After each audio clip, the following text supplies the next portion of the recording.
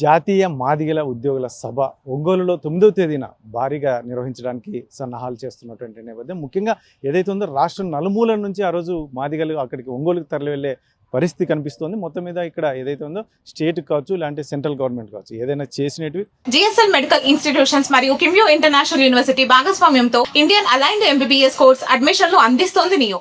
ఇంకా చేయాల్సినవి ఏమన్నా రిక్వెస్ట్లు పెడతారా, లేదంటే ఇంకా వారి ప్రధాన డిమాండ్ ఏంటి, గ్రౌండ్ లెవెల్లో వారు చేయాల్సిన కార్యక్రమాలు ఏంటి? మరి మనతో మాదిగ సంఘం నాయకులు ఉన్నారు, ఏం చెప్తారు? మొత్తం మీద అయితే మాత్రం రాష్ట్ర వ్యాప్తంగా తరలి వెళ్ళేటువంటి అంశము, అందులో ఒంగోలులో భారీ స్థాయిలో మొత్తం మాదిగ ఉద్యోగస్తులంతా ఏకమవుతున్నటువంటి నేపథ్యంలో ఇక్కడి నుంచి కూడా ఉమ్మడి జిల్లా నుంచి కూడా భారీగా తరలి వెళ్ళే పరిస్థితి కనిపిస్తోంది.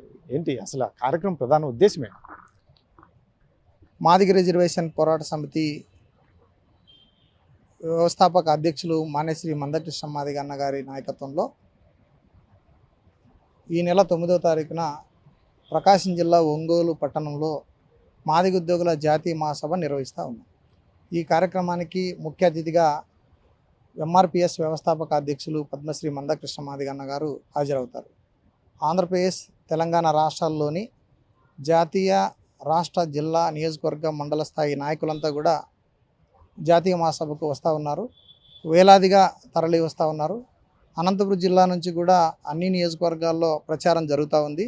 అన్ని మండల, నియోజకవర్గ స్థాయి కమిటీలన్నీ కూడా చలో ఒంగోలు కార్యక్రమానికి తరలి వస్తూ ఉన్నాయి. అదేవిధంగా ఆంధ్రప్రదేశ్ రాష్ట్రంలోని మాదిగ ఉద్యోగుల సమైక్య నాయకత్వం అంతా కూడా ఇప్పటికే మండల, నియోజకవర్గ స్థాయిలో పనిచేస్తూ ఉన్నారు.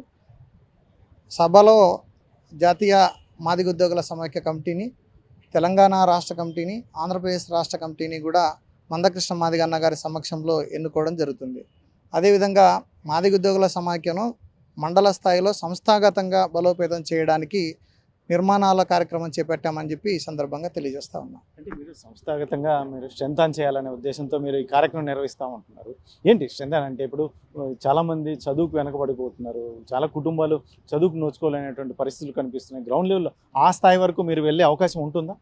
ఎంఆర్పిఎస్ ఉద్యమానికి, మాదిగల ఉద్యమానికి మాదిగ ఉద్యోగుల సమాఖ్య అనేది ఒక వెన్నెముక లాంటి సంస్థ. ఎంఆర్పిఎస్కు ఆర్థికంగా సహకారం అందించడానికి మాదిగ ఉద్యోగులు కీలక పాత్ర పోషిస్తూ ఉన్నారు.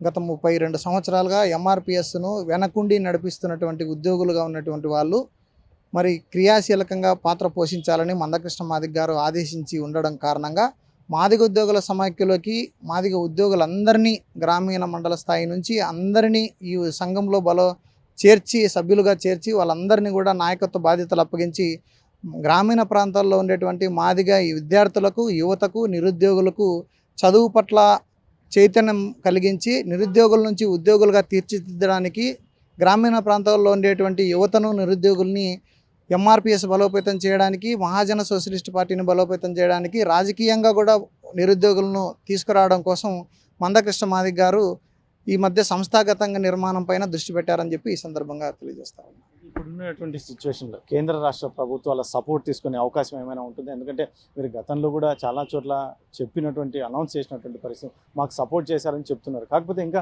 గ్రౌండ్ లెవెల్లో ఇంకా ఒక స్థాయిలో ఏదైనా చాలా కుటుంబాలు ఒక దిగువ స్థితిలోనే ఉన్నటువంటి పరిస్థితి, ఆ స్థాయికి వెళ్ళాలి, వారికి ఖచ్చితంగా రీచ్ అవ్వాలి అంటే మాత్రం కేంద్ర రాష్ట్ర ప్రభుత్వాల నుంచి ఏమైనా రిక్వెస్ట్ చేసే పరిస్థితి ఏమైనా ఉందా?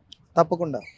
కేంద్ర ప్రభుత్వము ఇప్పటికే నరేంద్ర మోదీ గారి నాయకత్వంలో ఉన్నటువంటి కేంద్ర ప్రభుత్వము, ఎన్డీఏ ప్రభుత్వము ఆనాడు మాదిగల మహాసభకు నరేంద్ర మోడీ గారు వచ్చిన సందర్భంగాను, అదేవిధంగా మందకృష్ణ మాదిగ నాయకత్వంలో, అన్నగారి నాయకత్వంలో చలో ఢిల్లీ కార్యక్రమానికి వెళ్ళిన సందర్భంలో బీజేపీ పార్టీ, ఎన్డీఏ ప్రభుత్వం ఇచ్చినటువంటి, ప్రధానమంత్రి నరేంద్ర మోదీ గారితో పాటు కేంద్ర ప్రభుత్వ పెద్దలందరూ కూడా ఇచ్చినటువంటి హామీల మేరకు మాదిగలకు ఆంధ్రప్రదేశ్లోను, తెలంగాణలోను, కర్ణాటకలోను ప్రత్యేకమైనటువంటి ఆర్థిక అభివృద్ధికి సంబంధించినటువంటి అవకాశాలను కల్పిస్తామని, ఆర్థికాభివృద్ధికి సంబంధించినటువంటి సంక్షేమ కార్యక్రమాలను ఏర్పాటు చేస్తామని, మాదిగల అభివృద్ధి కోసం ప్రత్యేకమైనటువంటి నిధులు కేటాయిస్తామని కేంద్ర ప్రభుత్వం ఇప్పటికే మాకు మాట ఇవ్వడం జరిగింది. తద్వారా దానికి భవిష్యత్తులో కార్యాచరణ రూపొందిస్తారని చెప్పి మేము ఆశపడతా ఉన్నాం. మందకృష్ణ మాదిగ గారు అదే పనిలో ఉన్నారు. అంటే ఇప్పుడు ఇది సీన్ ఎందుకంటే పొలిటికల్ సిచ్యువేషన్ కాదు, కానీ కాకపోతే ఇది ఏదైనా ముందస్తుగా పొలిటికల్గా ఏదైనా ఈ స్ట్రెంథన్ అయ్యే కార్యక్రమం, దీన్ని ఏదైనా మీకు సరిపోని వారు వక్రీకరించే అవకాశం ఏమైనా ఉంటుంది? 100% మాదిగ రిజర్వేషన్ పోరాట సమితి సంస్థను ఇప్పటికే ఎస్సీ రిజర్వేషన్ల వర్గీకరణ కోసం 30 సంవత్సరాల పాటు పోరాడి మాదిగల చిరకాల ఆకాంక్ష ఏదైతే ఉందో మేము నష్టపోతున్నాం, విద్యా ఉద్యోగ రంగాల్లో మేము నష్టపోతూ ఉన్నాం. బాబాసాహెబ్ అంబేద్కర్ గారు భారత రాజ్యాంగం ద్వారా కల్పించినటువంటి హక్కుల్ని, రిజర్వేషన్లని మేము కోల్పోయినాం. మాలో ఉండేటువంటి కొన్ని కులాల వారు మాకు రిజర్వేషన్లు జనాభాకు తగ్గట్టుగా రానికుండా చేశారు. మా ప్రయోజనాలను వాళ్ళు పొందారని చెప్పి మేము పోరాటం చేసినాం. దీంట్లో కేంద్ర ప్రభుత్వం స్పందించి, నరేంద్ర మోదీ గారు స్పందించి సుప్రీంకోర్టులో సానుకూలమైనటువంటి తీర్పు వచ్చే విధంగా చేసినందువల్ల నరేంద్ర మోదీ గారికి, ఇటు ఆంధ్రప్రదేశ్ రాష్ట్రంలో వర్గీకరణను అమలు చేస్తున్నటువంటి చంద్రబాబు నాయుడు గారికి మేము కృతజ్ఞతగా ఉంటాం తప్పనిసరిగా. అదేవిధంగా భవిష్యత్తులో మాదిగలను పట్టించుకునే దాన్ని బట్టి, మాదిగలకు అవకాశాలను ఇచ్చేదాన్ని బట్టి, మాదిగలకు ప్రాతినిధ్యం ఇచ్చేదాన్ని బట్టి ఆ పార్టీలకు మందకృష్ణ మాదిగ గారు సపోర్ట్ చేస్తారని మేము నమ్ముతా ఉన్నాం, విశ్వసిస్తూ ఉన్నాం. మరొక అంశం బాగా చర్చలో ఉన్నది ఏంటంటే ఏబిసిడి వర్గీకరణ కంటే ముందు మందకృష్ణ మాదిగ గారు చేసినటువంటి పోరాటాలు ఆ తర్వాత కాస్త బాగా మందగించాయి. అందులో ముఖ్యంగా గ్రౌండ్ లెవెల్లో ఉన్నటువంటి పరిస్థితులపై మందకృష్ణ మాదిగ గారు పట్టించుకోవట్లేదు అనేది ఒకటి. అది మందకృష్ణ మాదిగ దృష్టికి మీరు తీసుకెళ్లే అవకాశం ఏమైనా ఉంటుంది? అలాంటిదేం లేదు. సామాజిక రుగ్మతలపైన, అసాంఘిక కార్యక్రమాలపైన ఈ దేశంలో, ఈ రాష్ట్రంలో ఎవరైనా సామాన్యుల గురించి, బలహీన వర్గాల గురించి, నిశ్చేష్టుల గురించి ఎవరైనా మాట్లాడుతున్నారంటే కేవలం మందకృష్ణ మాదిగ గారని ఖచ్చితంగా మేము చెప్పగలుగుతాం. గతంలో ఇదే సుప్రీంకోర్టు ఎస్సీ ఎస్టీ రిజర్వేషన్లను రద్దు చేసేటువంటి పరిస్థితికి తీసుకొని వచ్చినప్పుడు ఆంధ్రప్రదేశ్, తెలంగాణ, దక్షిణ భారతదేశం అంతా కూడా కూడగట్టి మొత్తం జాతీయ స్థాయిలో వరంగల్లో ఒక పెద్ద బహిరంగ సభ నిర్వహించి, అదేవిధంగా చలో ఢిల్లీ కార్యక్రమాన్ని కూడా నిర్వహించి, రాహుల్ గాంధీ గారు ప్రతిపక్ష నాయకుడుగా ఉండేటువంటి రాహుల్ గాంధీ గారిని కూడా ఆ సభకు పిలిపించి పెద్ద నిరసన కార్యక్రమాన్ని చేపట్టి వర్గీకరణతో పాటు ఎస్సీ ఎస్టీ రిజర్వేషన్లను, హక్కులను కాపాడిన ఏకైక నాయకుడు మందకృష్ణ మాదిగ గారు, ఏకైక సంస్థ ఎంఆర్పిఎస్ అని చెప్పి ఈ సందర్భంగా గట్టిగా తెలియజేస్తా ఉన్నాం. అదేవిధంగా ఆంధ్రప్రదేశ్ రాష్ట్రంలో దళితులపైన జరుగుతున్నటువంటి దాడులు, అకృత్యాలపైన కూడా మందకృష్ణ మాదిగ గారు ఎప్పటికప్పుడు స్పందిస్తూ ఉన్నారు. ఎంఆర్పిఎస్ గ్రామీణ మండల స్థాయి, జిల్లా స్థాయి నాయకులంతా కూడా ఎప్పటికప్పుడు ఆ అణచివేతలపైన, ఆ అన్యాయాలపైన, ఆ దాడులపైన, దౌర్జన్యాలపైన ఎప్పటికప్పుడు ఎంఆర్పిఎస్ అనేటువంటిది స్పందించడంలో ముందు వరుసలో ఉంటుందని ఈ సందర్భంగా తెలియజేస్తా ఉన్నా.